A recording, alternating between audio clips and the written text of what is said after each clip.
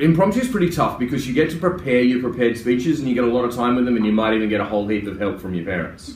Yes or no? Yeah, we've been in that situation. Yeah. The next thing is you got to get to do impromptu, and this is where it's pretty tough because not only have you only got 5 minutes to actually prepare it, but you get no other help whatsoever. You got no parents helping you, you got no teachers helping you, and this is really important. So this will basically separate, you can ask questions in a moment, this will basically separate who wins and who doesn't. Now, one of the main problems with this competition is everybody focuses on the prepared speech, nobody does anything with the impromptu. And you know what, you can have a brilliant prepared speech, and if you absolutely collapse in your impromptu, you can't win. That's as simple as that. So quite often, who wins? A person that's done an okay speech and a really good impromptu. And then the person who's done the absolute brilliant speech, but spoken for like 15 seconds in the impromptu goes, but I should have won, I had the best speech. Congratulations, you did, but you fell down in half the competition. So unless you have both that match up, you can't win.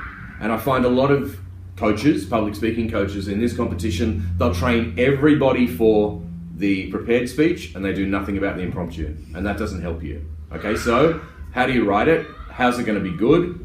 What are you looking for? First thing, you need to know the rules. So you're looking at the impromptu section. You're going to get 5 minutes on a topic to write your speech. You are expected to speak for 2 minutes on the topic at the most. You're going to get a bell at like a minute or something. So you've got to at least reach 1 minute or wherever that first bell is. I'm pretty sure it's at a minute. It could even be at 30 seconds for you guys. I think it might be a minute for year 5 and 6. You don't reach the first bell, you can't win. Simple as that. So you've got to have enough stuff that you're talking about to at least reach 30 seconds or whenever that first bell is. You don't, it's going to be very unusual for you to win. Remember that on the day, if you're sent through on the day, it's half your mark. Your prepared speech is 50%, your impromptu is 50%, the adjudicator puts the two together. That's where they find the winner. So if you prepare really well in this, you have prepared for over half your grade on the day. All right, and this goes towards when we do ours as well. So what's going to happen is you've all got your mark for your prepared speech, and we're going to match that up with your impromptu mark. Then decide the two people that go through. So it's equally as important. It's no good looking around all of you and go, but I had the best prepared speech. Congratulations, you might have. But if you fall over in the impromptu, you can't go. Okay, so how do we prepare? So what are you going to be getting? You got 5 minutes to write on a topic. You've got to try and speak for 2 minutes. Get to that first bell of 1. How do I do it? All right. The way it's set up is this. On the actual day, you will go into a separate room, a table like you've got here. This is another reason why I've sat you like that. In the middle of the table will be a topic. Around the outside of the table will be groups of palm cards. You cannot use any of your own palm cards. You must write on, you're not allowed to take anything into that room except the pencil that you are holding or pen that you are holding to write with, depending on what you want to write with. It's up to you. But you can't take any cards in, you can't take your own prepared speech in, you can't take anything but a pencil to write with. Then you will be given 5 minutes to write on that topic that's on your table, your speech. And that's it. After your 5 minutes is up, you're removed from that room, you wait outside the hall or the library or wherever it is, and you go in one at a time. You don't get to hear anybody else's speech until you do yours. And once you do your speech in that library or the hall, you sit down in the library and the hall. You're not allowed back outside to where everybody else is waiting. That way it's fair for everybody. Everyone gets 5 minutes. Nobody's heard anybody else's speech. You just go and sit down and everybody's got it the same, whether you go first or last. Generally what happens is on the day you'll have a running order of when you're speaking, and your impromptu order is the same. So if you speak first in the prepared speech, you'll speak first in impromptu. That's how it works at the area finals. All right? We'll do a similar thing. Depending on where your running order was on your prepared speech day, that will be the order that you go in for your impromptu. Okay? So wherever you fit in with that. Okay, so how do I start preparing it? I've thought up a topic. All right. This is one I made up.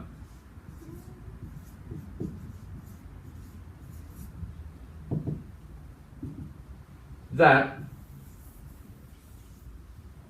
could be in the middle of your table. Just the word standing strong. It might be a whole sentence, it might be one word, it might be two, it could be anything. Could be anything. So, next thing you need to decide is what to do. So basically you walk in, sit down, got your topic, I got 5 minutes to write. Alright, so what do I do? How do I start preparing this? I'll give you a couple of clues. First thing you want to do is realize you've got 5 minutes and you don't have a timer in front of you. You'll have a couple of people that are timing you, or one person that's timing you. So they should tell you when you have about 2 minutes left, 30 seconds left, stuff like that. All right, so you know roughly where you are, but you haven't got a lot of time and you've got to write quickly, very quickly. You don't have time in this really to write full sentences, and this is what you need to practice. You might have a time to write one full sentence and then some notes, but really if you're writing full sentences, you're not going to get to this. Sorry, you're not going to get to this, really. It's going to be very hard. So you're going to have to try and work off notes. All right? First thing you should do, no one can explain to you what the words are. So generally the words aren't going to be really tricky. Everybody will know what they are. Do you all know what standing means? Yeah. Do you all know what strong means? Yes. Yeah, okay, so they're not going to be tricky words. There won't be something that you sit down and look at the topic and go, I have no idea what that means. They don't do that. They purposely pick words that everybody knows, so it's fair for everyone. First thing you need to do, I might use a different coloured pen actually, so switch to black.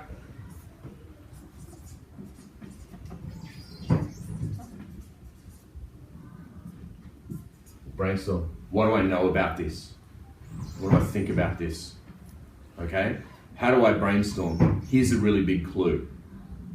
The first thing that you guys should do is sit down at the table and look at this topic and try and think about what's this about? What could I write about? Give me some ideas. What could I write about? Yep, go. You could write about standing up to bullies. Yep, okay. What else could I write about? Yep. You shouldn't be scared. Yep, shouldn't be scared. What else should I write about? Stand up for other people. Yep, stand up for other people. What else could I write about? Bullies. Don't be scared. Stand up to other people. What else? Yep, go. One more. Standing strong in sport. Yep, like? Like in rugby. How? If you get tackled, you just stand back up. Okay. Yep, go. Like in sport, if people are being racist or they're like doing things that are wrong. Yep. Okay, last one. Like someone pushing me down. So, yep. Making me feel bad and then getting back up. Okay. Do you know what the first thing you should do is? Sit there, spend 30 seconds, maybe no more, and think of those things. And then think, that's what everybody else is going to talk about. The first thing that you should be thinking when you get to your topic that's on the table is, how do I make mine different? How's mine going to stand out? You've got to remember, you're going up against, if you're actually one of the ones picked from the school, up about 18 to 20 people on the day, how does the adjudicator remember your speech over everyone else's? Congratulations, you talk about bullies. How many people are going to talk about bullies with this? A lot. I reckon 15 out of 18. You talk about sport, you might be one of 5 that talk about sport. If you talk about being physically pushed down, you might be, one of 18 that talk about that. Where else do we see strength in the world? Where else? Yep. In animals. Yes, okay, animals might be a good thing. How many people are going to choose animals? You guys all thought of bullies, didn't you, when I put this up? Standing strong against bullies or people that are mean to us. Yep. Everyone thinks of that. Don't write it. Look at your topic. Think, what's everyone going to do? I've got to do something else. If I don't do something else, how am I going to win this? I had a girl a few years ago who won the Multicultural Perspectives, and when I was coaching her in Impromptu like this, I told her the exact same thing. What is everyone going to think about? Think about something else. Think outside the box. Make it different. She got the topic, windows in our lives. What would you write about if the topic was windows in our lives? It was year 5 and 6 topic, so it's a little harder than what yours is going to be. But what would you talk about? Where do you see windows? Okay, yep.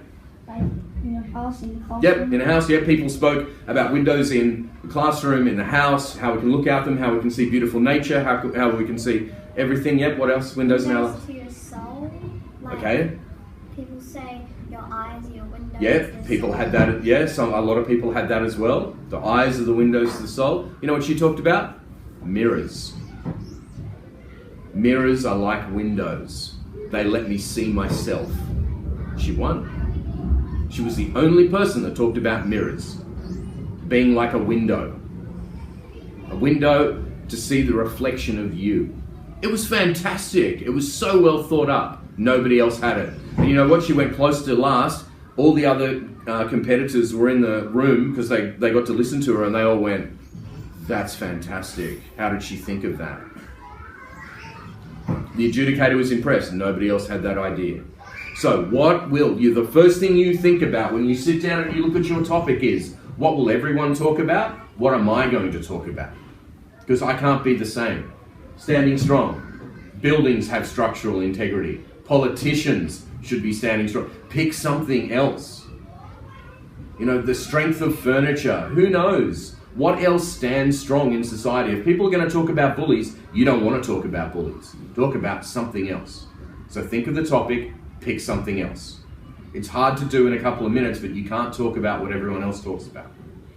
So, that's your brainstorm. What are they going to talk about? What am I going to talk about? Now, you need to speak for 2 minutes. You need at least...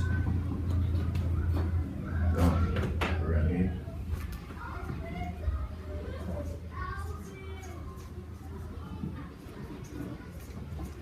3 good ideas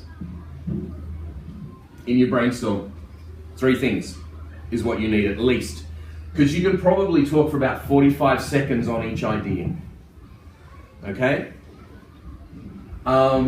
Let's say, just so it's easier for us to prepare at the moment, let's say we've got that topic and we do want to talk about bullies. Alright, give me 3 ideas about bullying and how we could talk about standing strong. What is it? Yep. If someone is bullying you, you should tell them to stop, or if they're not stopping, you can go speak to the teacher and let them know what's going on. Yep. What else? Something that's not related to telling him to stop or talking to a teacher. Yep. A story of when you got bullied. That's good, because this comes into all topics. Yep. If you get bullied, how would you feel?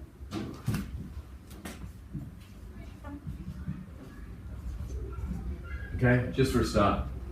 An action that I can do, how it's affected me, what I feel about it.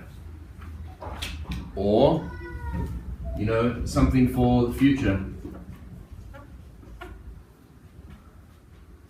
The other most important thing is, with whatever topic you get, you can't make it multicultural at all. It can have no multicultural content. It can have nothing that you had in your prepared speech. So if you had a fantastic example that you talked about in your prepared speech, and it really fits with this topic, don't put it in. Because if the adjudicator matches up that you were talking about something that you'd already prepared, you're not disqualified, but you won't win.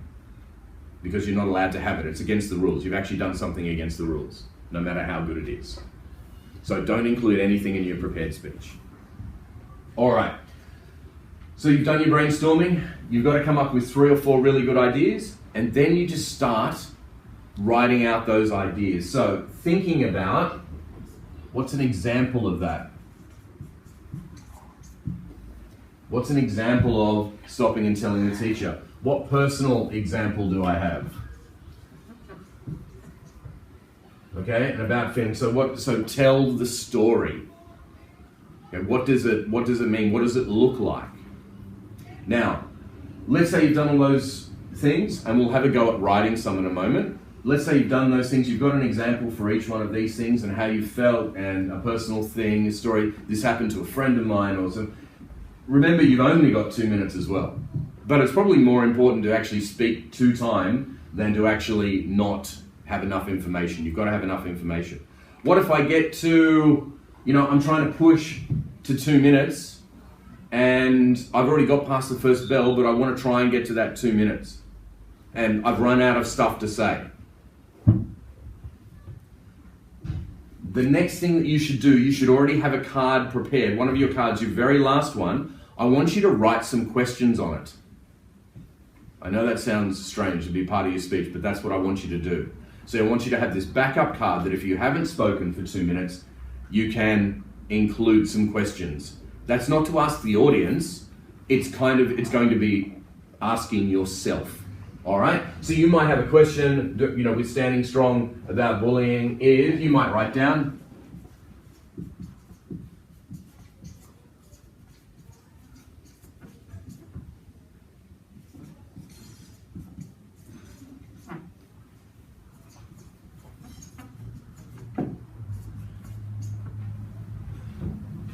so I get to that card and I flip it over and I've got that. So you might be thinking, what's the answer? Then answer the question. So you've asked a rhetorical question, answer that question on the spot. So you might be thinking, what's the answer? I think the answer is more programs in education that actually inform kids about what their rights are and how teachers can help and things like that. What can society do about this? Maybe we could have more advertising on TV, like those great ads that have come up recently about, being the person that steps in.